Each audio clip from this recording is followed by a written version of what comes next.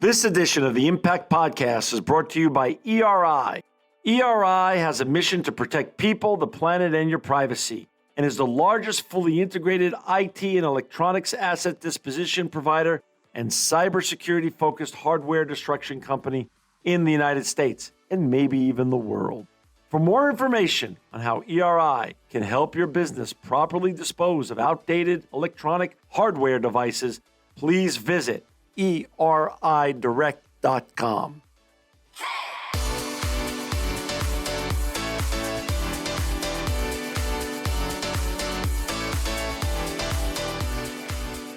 Welcome to another edition of the Impact Podcast. I'm John Shegerian, and I'm so honored and excited to have with us today Kevin Tubbs. He's the Vice President and Chief Ethics, Compliance, and Sustainability Officer at Oshkosh. Welcome to the Impact Podcast, Kevin. John, thanks so very much. Really happy to be with you here today. You know, I'm super excited about this show because you have such a great history and a success story that our listeners and viewers need to hear, and the important work you're doing at Oshkosh. But before we get to that, Kevin, share a little bit of your bio and how you even evolved to this place to start with. I want our listeners to really hear about your interesting background. Well, John, thanks for asking. I grew up in a small town in New York State and, really enjoyed the environment, enjoyed the outdoors, but was also very interested in technology and things that today would be called STEM, science and technology and mathematics, and kind of was looking for a way that you could put those two things together, put the technology together with the love of the outdoors. And so I got an education in engineering school before a lot of environmental engineering was really a thing at the time. So got a chemical engineering bachelor degree and started to work for Exxon Corporation. That's where my career started. Did some environmental work for Exxon and then went on to several other Fortune 500 companies because I thought that you could really make a difference in the corporate world, make a difference working with industry to be able to address some of the environmental issues that were important to me and important in the world today. So then I did most of that. Most of my career was in New Jersey. I also, at that time, found out or discovered myself that it was important to give back to the community. So while I was doing that, I also got very involved in the community that I lived in.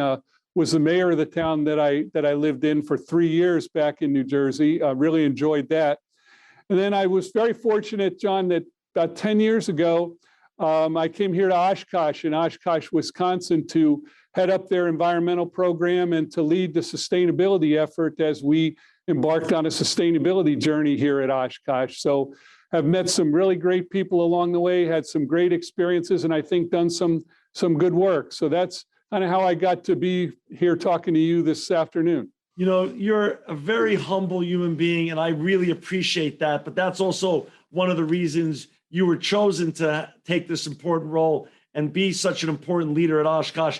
But, when you were mayor, as I learned about you prepping for today's show, Chatham Township was actually named one of the best places to live in New Jersey. And that's really important. I'm a native New Jersey, New York boy myself, and I know Chatham well, and I know New Jersey well, and that's no easy feat. And I'm going to get back to that later because I really want you to share some of your wisdom. You and I got a chance to talk offline before we taped today's show. And I really would love for you to share some of that important wisdom and how you made that happen later on. But now sure.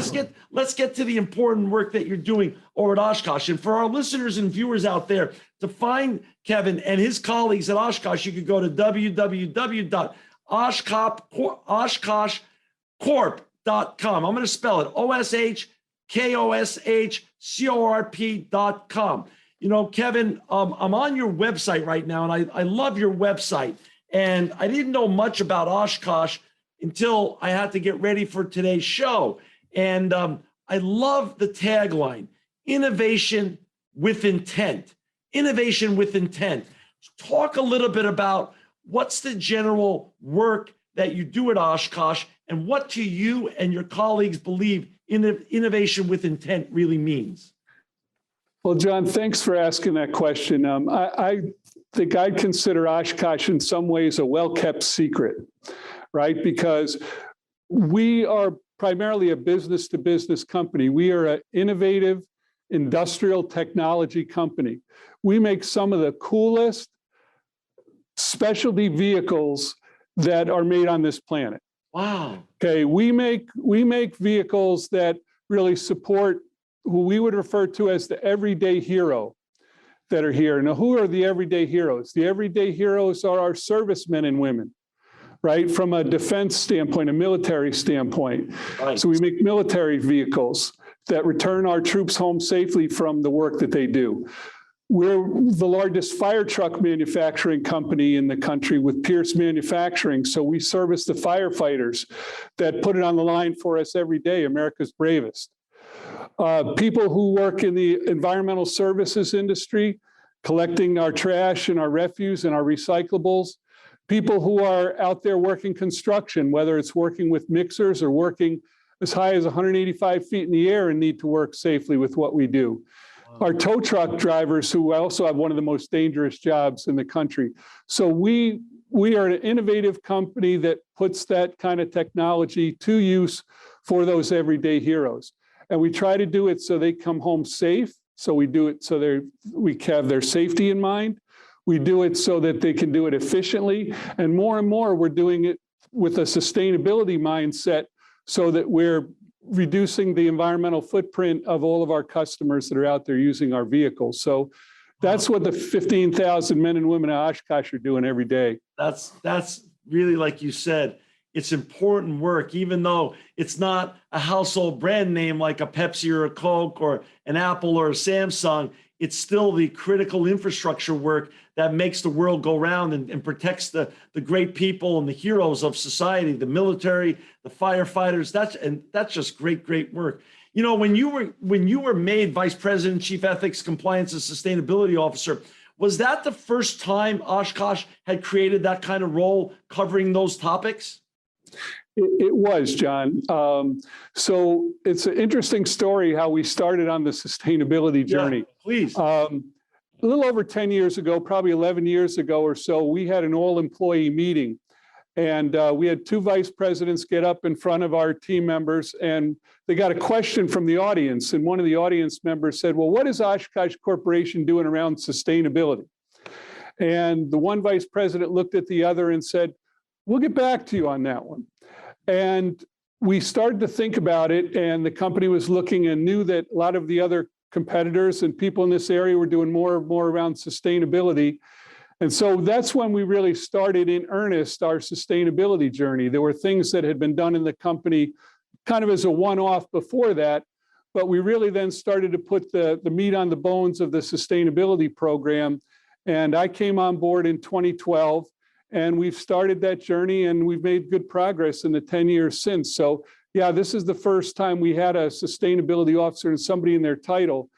But as you know, it takes a village, right? It takes a lot more than just one person, and it's getting those 15,000 workers, the team members that we have, as we call them here at Oshkosh, engaged around sustainability. So it's working together as we try to make progress in that area.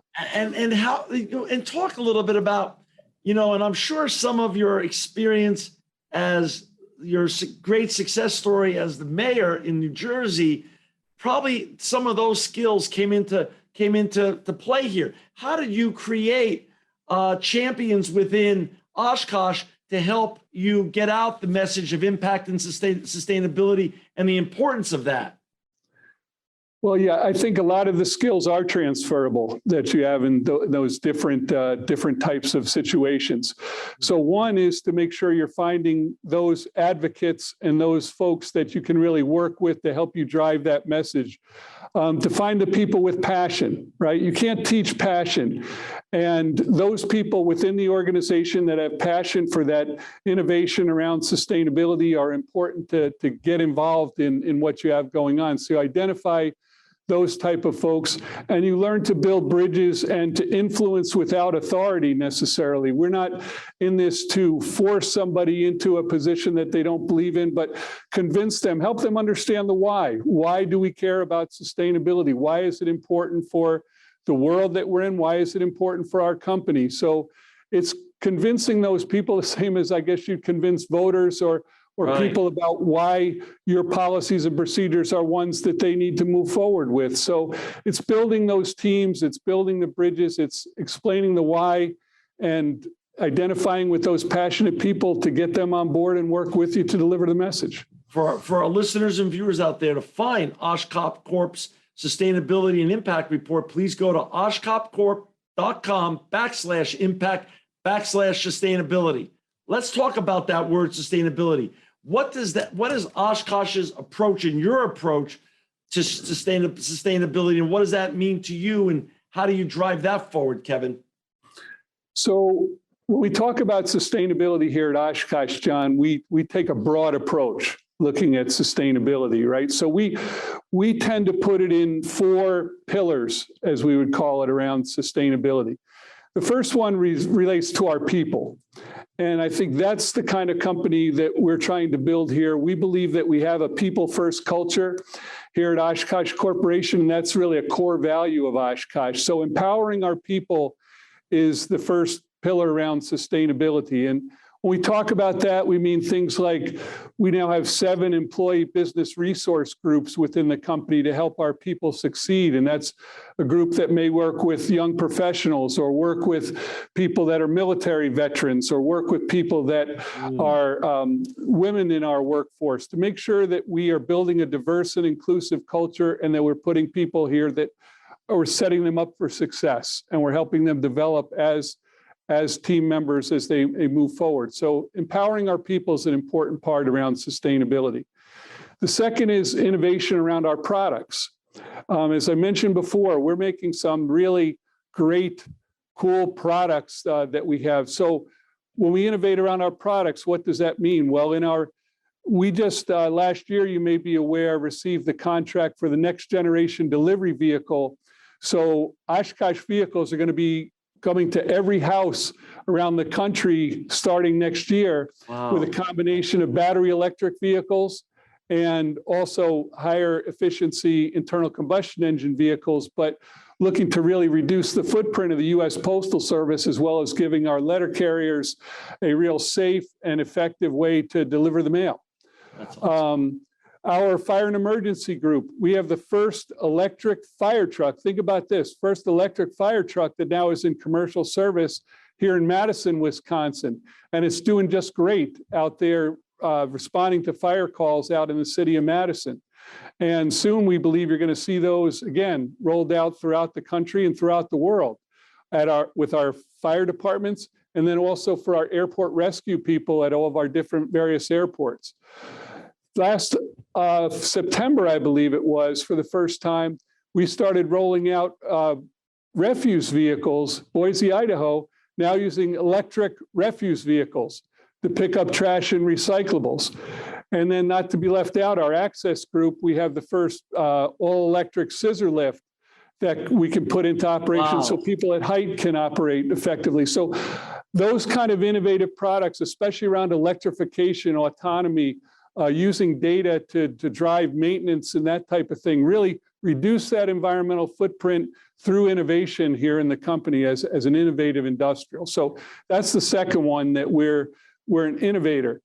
The third is around the communities that we operate. I mean, Oshkosh has a long history of being a good community servant in the communities that we live and work.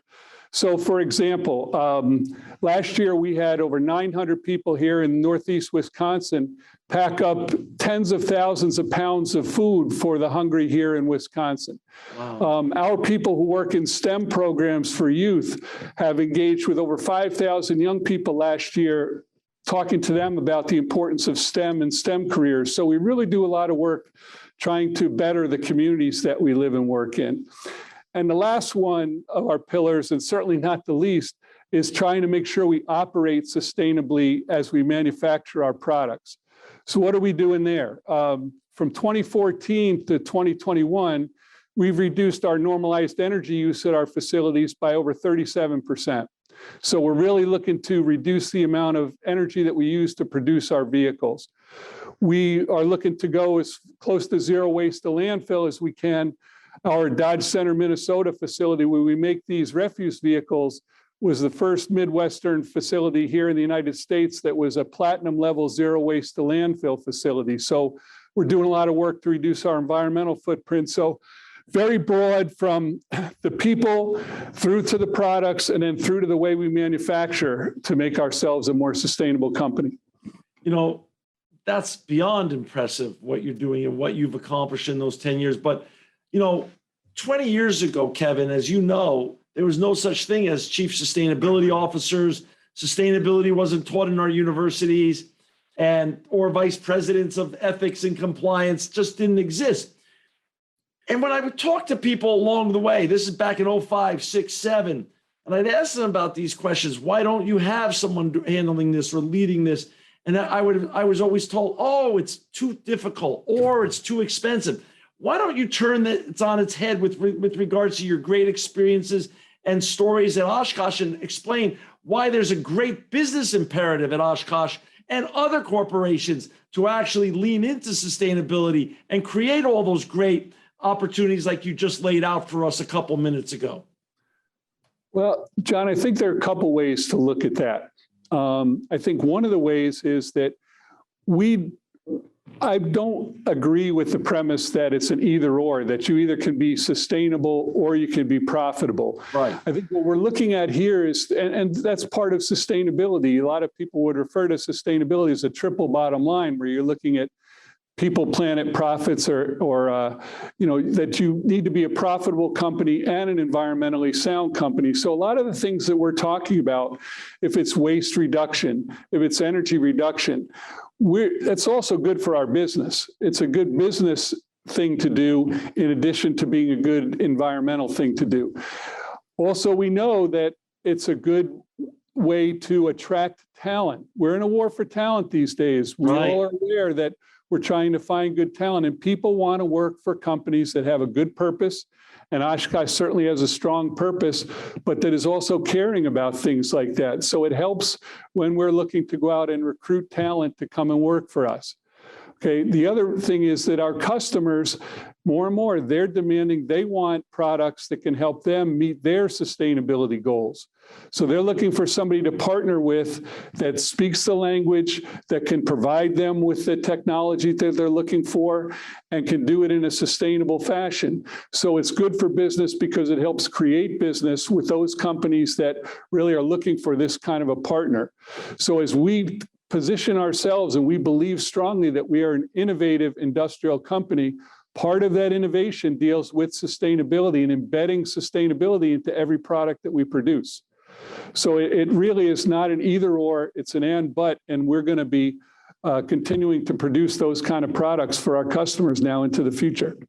That's so smart. Like you said, it's a great attraction for new employees. Recruiting, which, like you said, there's a total war out there for good employees. And obviously to retain employees, they want to stay where there's a great purpose. So talk about the products, because you talked about them a little while ago in terms of the mail carriers and the scissor lifts and things of that such. Go a little deeper into the products you're helping to make customers meet their sustainability goals and how that's going to drive new business through the doors of Oshkosh. Sure. Well, first, we're not a Johnny-come-lately to this kind of work. Okay, right. We've been working on electrification and electrified products for over 20 years. Wow. Now, as a company, that if we look back when the first electric products were made at our JLG business on through till now, it's over 20 years ago. So wow. We have a lot of innovation that has taken place that's helped bring us to where we are today. So when we mentioned about the Postal Service and the last mile delivery business, a lot of that technology are things that we think first will drive business and obviously helped us with the Postal Service contract and will help us move further in this area. We talked about my work in a municipal setting earlier. When we look at fire departments, municipalities, there are a lot of municipalities that want to go green, that want to be more environmentally sound, but also need to do it as economically as they can. So saving themselves fuel money, being an efficient vehicle. So things that we look at in terms of the electrification of the product, and then data analytics to help them with what their maintenance intervals and those type of things need to be, really helps those municipalities meet their goals, both their environmental goals and their economic goals. And we can look at the same thing all across our portfolio. That's a great thing about Oshkosh also, is that a technology that's developed in one application can be brought to bear in our other applications across. So we're learning from each other as we move forward in our various parts of the business. I love it. And how about in your facilities? You talked earlier about making your facilities and just the process of how you produce these important and great products and vehicles more green. How are your facilities and operations gotten green during the last 10 years of your tenure? Well, one thing that we started with back 10 years ago, and we continue, is to look and make sure we're establishing aggressive goals and targets toward what we want to accomplish, whether it's through energy efficiency, whether it's through waste minimization. And then we'll develop plans. When we're one of our goals as a company is, or excuse me, one of our values is that we persevere, and we do. And when we set a goal, we go about trying to meet that goal, and will not be satisfied until we meet or exceed that goal. So we set strong goals around our energy reduction. We set strong goals around our waste minimization, and we learn from each other, and we collaborate together, because we also believe as a company that we're better together. So we work cross-functional, work across the businesses to make sure that we're establishing and achieving our goals around energy, whether it's changing out our lighting from all the old fluorescents and incandescents to LEDs, or whether it's upgrading our compressed air and HVAC systems in our operations. We've got a change management process that every time we make a major change in our operations, we do an environmental assessment to make sure that we're making good decisions about how we're doing our operations going forward, and are we as energy efficient as we need to be? Are we minimizing the waste in our operations? So we take a hard look at that as we move forward and trying to operate as environmentally sound as we can. Speaking about moving forward, Kevin, obviously you've done so much in the last 10 years and created such a great environment and sustainability and compliance and ethics and in making an impact at Oshkosh. Talk about what's your vision for the future. What's next for Oshkosh? That's a good question, John. And I think we still, as you know, from your experience, sustainability is a journey. It's a journey. And yeah, we're never done.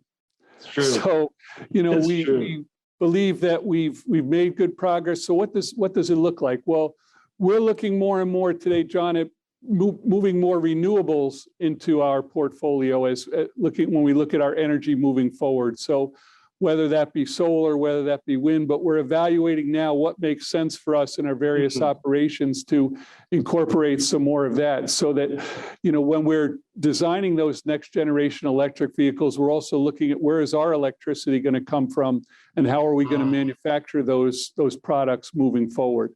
Telematics and information and digital manufacturing also is very important to us. So we're getting real-time data to help us drive decisions, whether it's decisions in how our products are manufactured or decisions in how we manufacture our products. So a lot more data into what we're doing in our operations. So it's those kind of things that we're looking at, I think, in the future. Does that data management and interpretation involve AI? There are AI certainly involved, and we look at, from a vehicle standpoint, autonomy is another big thing that we're working on and have worked for a long time. There are certain applications, whether they're defense applications or even applications with our refuse and mixer group, where autonomy is also very important, and that has a big AI component to it. So yeah, certainly AI is a part of our future. I'm going to go back to what you and I discussed off the air. Kevin, it's no secret that you've been, you have made a massive impact and success out of Oshkosh sustainability program. And like you said, we all get transferable skills in our journey and our path in life. And when you were the mayor of Chatham Township, New Jersey, it was rated one of the best places to live in New Jersey. Share with our potential new young leaders across the world that listen and watch this show, why you were able to accomplish that, and how you were able to bring people together instead of having things so polarized as they are today. Well, John, when I was in Chatham, New Jersey, in Chatham Township, raising my family, there were some things in the community that I thought could be done better and that I could potentially help with. And when you look at that, there are a couple of things you can do. One is you can sit back on the couch and you can complain about what's happened, or you can take an active role and try to change things. And I chose the latter path, which I think is a more productive path, and got involved in township government on a local level, and eventually was the mayor of the town for 3 years. And we were voted the best place to live in New Jersey out of over 300 municipalities. Wow. We were the best place. And we also were one of the first communities to receive Sustainable Jersey certification. So we also were a sustainable company, a sustainable community. Municipality, right. In New Jersey. And we did it on a bipartisan basis. We did it because the things we were working on, whether it's recreation for our children, whether it's public safety and police department, whether it's keeping the streets clean and repaired, those should be bipartisan issues. Those aren't Republican issues or Democrat issues. Those are people issues. And you try to bring the best people together. You try to work regardless of whether somebody's a Republican or a Democrat. You look to get things done and get things accomplished and move things forward.